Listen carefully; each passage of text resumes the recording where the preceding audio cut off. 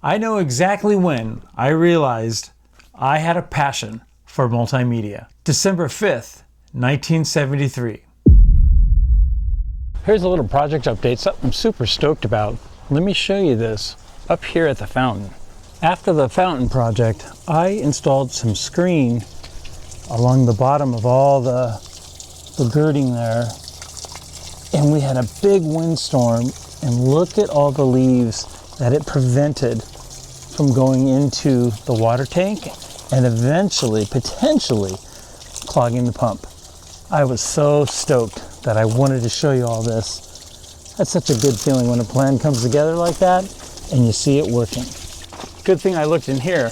I also put the netting down here as well, and there's tons of leaves down here. Well, that's a big one. Well, if you've been following us for a while, you know we have a rule around here. If I haven't touched it for over a year, it goes, because space is precious. And I'm sure many of you can relate to that. Well, I have to go down below and check out a garden storage space today.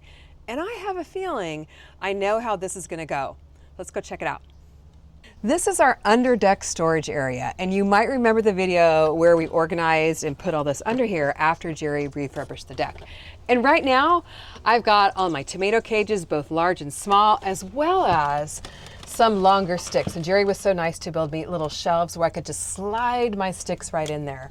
I haven't used these tomato cages in almost a year because at this point in the garden, I've been using the tomato string trellis, and I really don't have need for all these large tomato cages. So job for today, pull all these out, see what I'm gonna keep, what I'm gonna get rid of or recycle, and then figure out a way we can repurpose the space. Now you can see by all the cobwebs here that I really haven't used these for a while.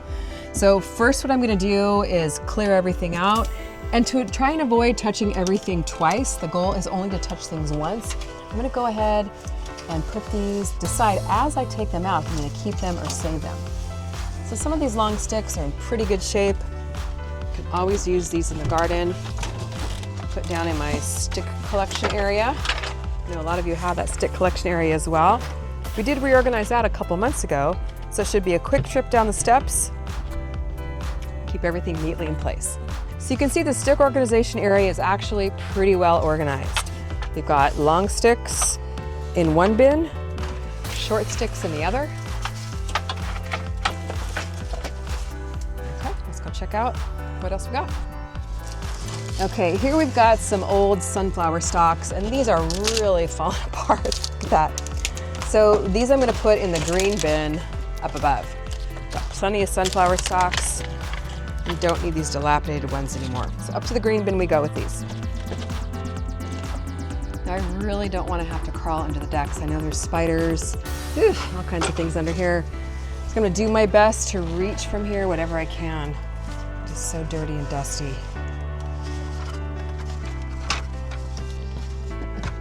These are nice and solid. So definitely putting these in the big stick pile down below.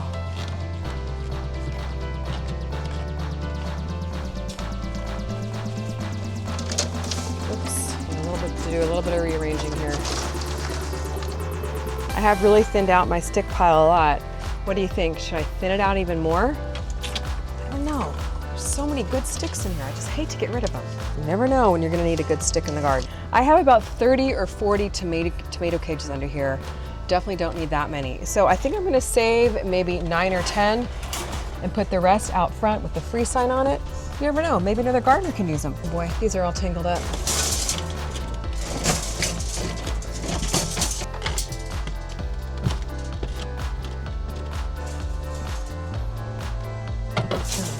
I think I'm gonna have to get in here to pull these out. Oh man, it's creepy under there. I remember when Mac was alive, he used to use under the deck as a thoroughfare. I don't know how he did that, but he loved it under there. It was nice and cool. Miss that guy.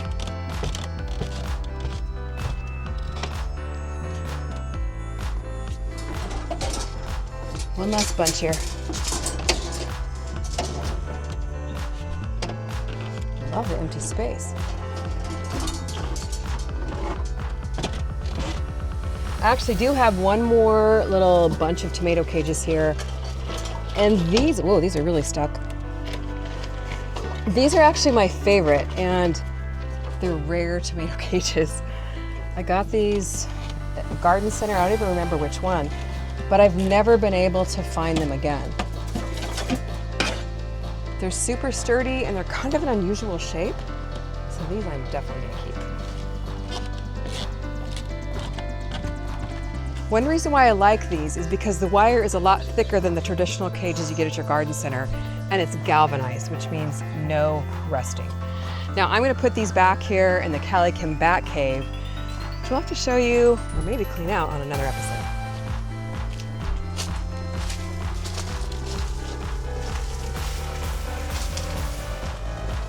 I am gonna save about 10 of the ones I put out in the driveway. Okay, Jerry. Yeah, I was wondering about that. Jerry's Why kind are of they coming back? Well, these ones are actually good for eggplant and other kind of larger vegetables that I don't really want to put on the tomato string trellis. And you always need some tomato cages to have around the garden.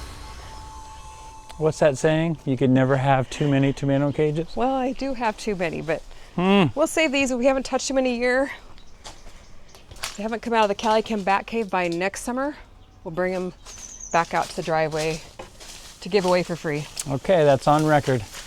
It's really nice to see this space empty. It's been a while, and it's actually kind of cool in here to see what all is under the deck. I didn't even know Jerry put all this stuff under here. Electrical, flagstone, gravel. As long as I don't look up and see the spider webs and the creepy things up above. But it's a good feeling knowing that we can use this now as needed for additional garden storage. Found some items we can backfill in our newly created storage space under the deck. We're actually going to be building a new raised bed soon on a garden video, and we need the space on the side for supplies. Quite honestly, I really wasn't in the mood to do any work today, let alone filming. But actually, now that I've started, it feels good, and I'm glad I'm moving around. It is a perfect day to work out in the garden. After a 90-degree temperature week, today it's only 75. Perfect day to move all this stuff. Well, since we're being honest here, I've been snacking a lot watching the World Series, so this feels good to burn it off. I feel better already. Nothing like pumping iron or sawhorses while you work outside. And go Dodgers, tonight is Game 7. Welcome to the gun show. Put these little shelves here. Oh, I hope they reach. It's perfect for these posts. Those are so handy. I don't know if you guys saw that episode where Jerry put these in for me. It was a surprise. Oh, that's right, huh? Yeah, that's a good one, Jerry. Yeah, it's held up. I'm very happy about it. Perfect spot for the T-posts. It's nice to put seldom used items under here that we want to keep, but you definitely get good use out of the T-posts. I really like maximizing the use of space. Oh, my knee is in a puddle of mud. And there's spider webs touching my neck. Ugh. Yeah, it's never a good feeling. I'm a city boy. A city on an urban homestead, though. That works. Last one. All right, CaliKim's turn. Oh boy. All right, Kim, so you know where you're going here, right? You're going under. You are gonna go right in here to the second pillar on the left and stack the 4 up against each other, or lean the 4 up against each other. I'll hand them to you. Okay, if you can do it, I can do it. Okay, you can do it. I don't think you're claustrophobic. I'm not claustrophobic, I just don't like the spider webs and Yeah, me all neither. that kind of stuff. I'm like Indiana Jones that way. Me too. Snakes. And it's just dark. Why does it have to be snakes? It's just dark. You hope a critter doesn't pop out at me, or a rat or Yep. something like that. And by the way, Kim, I'm trying to make you look as flattering as possible Yeah. for crawling in under a deck. Not really a flattering position, I have to say. We're beyond that. We're keeping it real here at CaliKim. Yeah, it's not about the glam. Even though I like the glam. We do the glam on date nights. I think you can still be glam in the garden. Yeah. These are the plastic type, so they don't have a lot of weight to them. I don't feel like that's a threat to the structure of the deck or to the facade there of the deck of the front planks. So I think we're good there. Okay, coming in with the last 5 sawhorses, thank goodness. Now, I've never shared this about Kim before, but when we met in college, she... Uh-oh, looks like somebody's going on a walk. Of course. She is one of the toughest people I know. Thanks, Jerry. Heard she was from Colorado, and I thought, oh good, she can handle the cold. She is tough. I don't like the cold anymore now that we've lived here for 30 years. Yeah, same here. All right, that's all you. But I am a tough chick. You are. I have to say. All right, I'll be right back. I gotta go get the one that slid down the stairs. Last one. Thank goodness. Great job. Thank you. Ain't gonna be pretty. I gotta go slow. This is gonna fit right on that little shelf More long poles. next to those metal rods. Too long.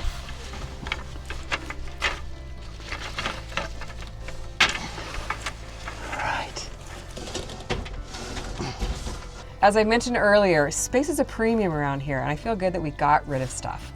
Hard to do, but it always feels good, and making a lot better use of this space as well. Yep. While I was down here, I thought of something that I've never shared here on the channel, and that is this flagstone off to my right used to be our fireplace flagstone inside the house. That's the first thing we took down when we moved in. We were like, that stuff is going, but we saved it.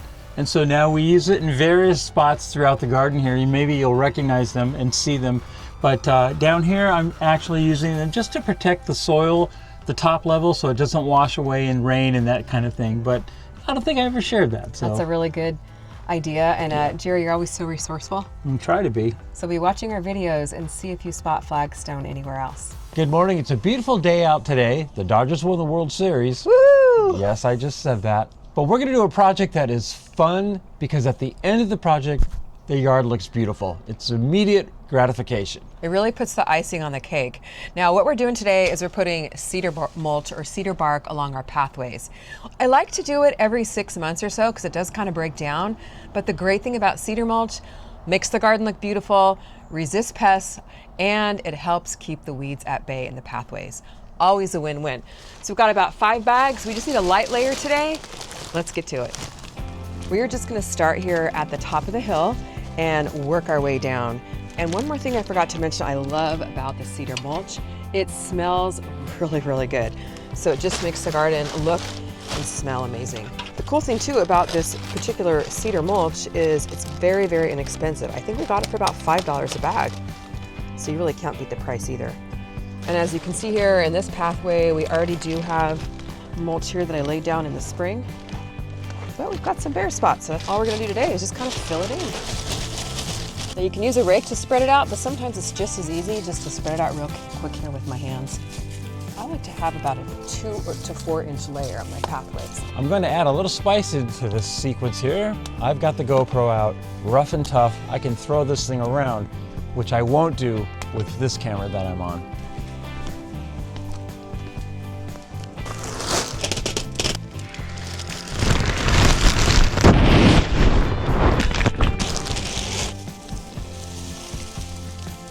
Now I get to do the mulch dance, where I kind of press down the mulch so it stays on the pathways really well. So we like to have fun with it too. Boy, if that's our idea of fun, we need some help. Well, I do have to say, the Dodgers winning the World Series last night, like they did, was a lot more fun than this, but we're having fun in the garden too. I think we need friends.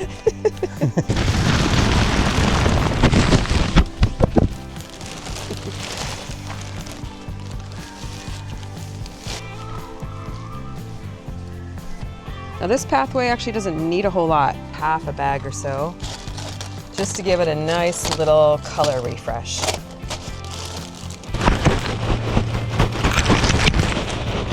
Oh, this smells so good. Nice and fresh.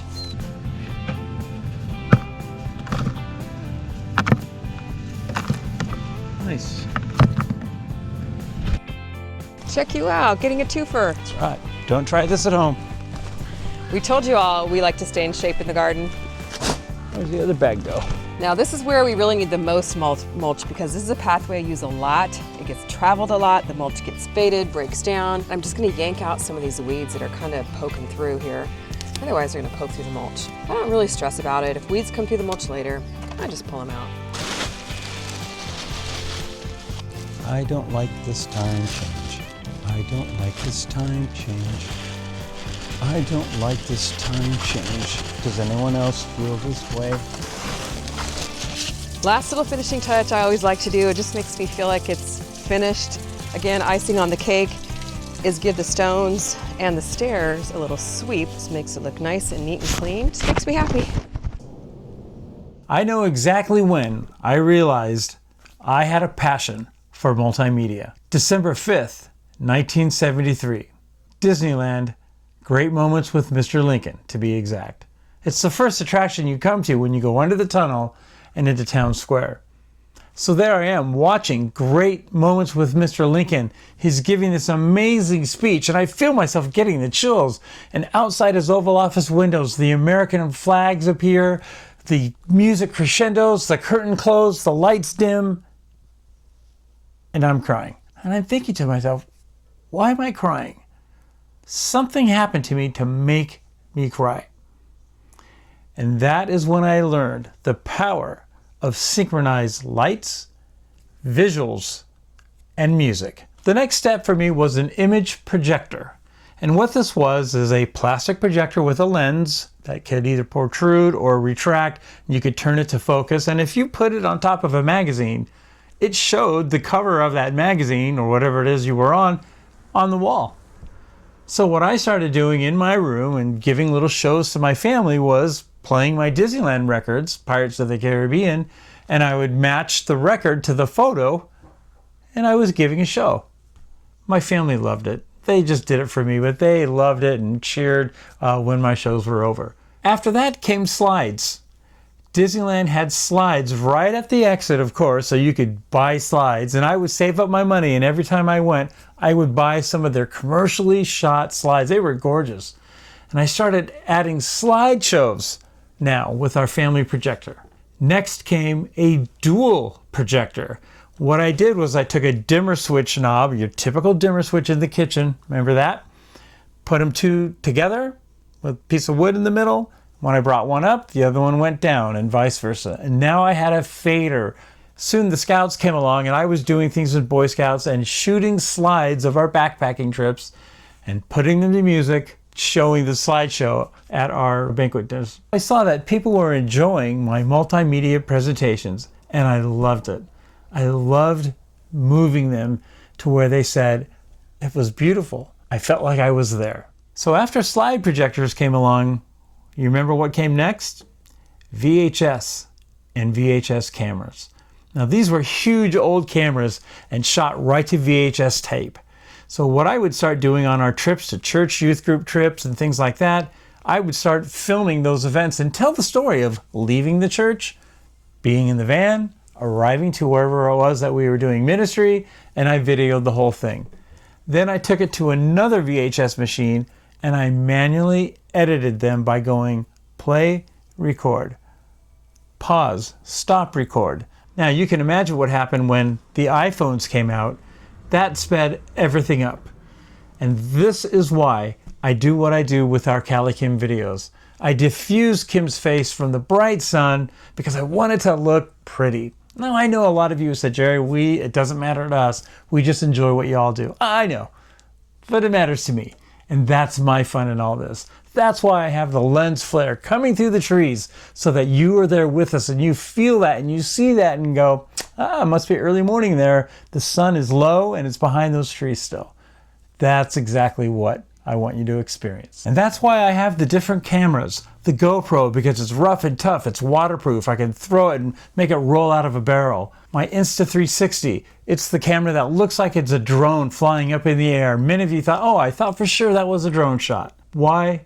Because I love when you experience what we're experiencing, and that is what it's all about. Thank you for watching all of our videos and for subscribing. We enjoy doing this for you. Kim enjoys the gardening side. I love the multimedia side. And there's nothing more I love hearing when you all say, we loved the video. What a beautiful shot. Thank you so much for your encouragement and for watching. In past winters, our grass has turned brown and it has felt dry and lifeless. And when I look outside and see it, it just feels really dull. So this year I decided to do something different. I planted a clover lawn. Now a clover lawn, besides being low maintenance and drought tolerant, stays green here in Southern California year round.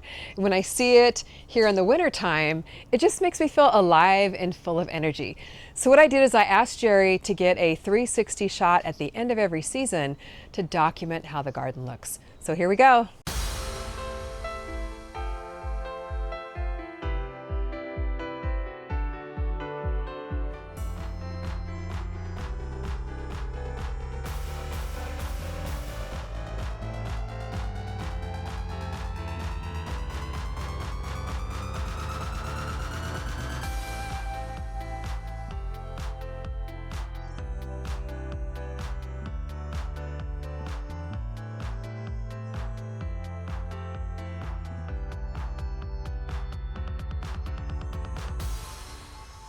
Stay tuned in an upcoming video of Uncut. I'll explain more about the Insta360. We're glad that you're enjoying the videos and being inspired. Thanks for watching. See you on the next Uncut.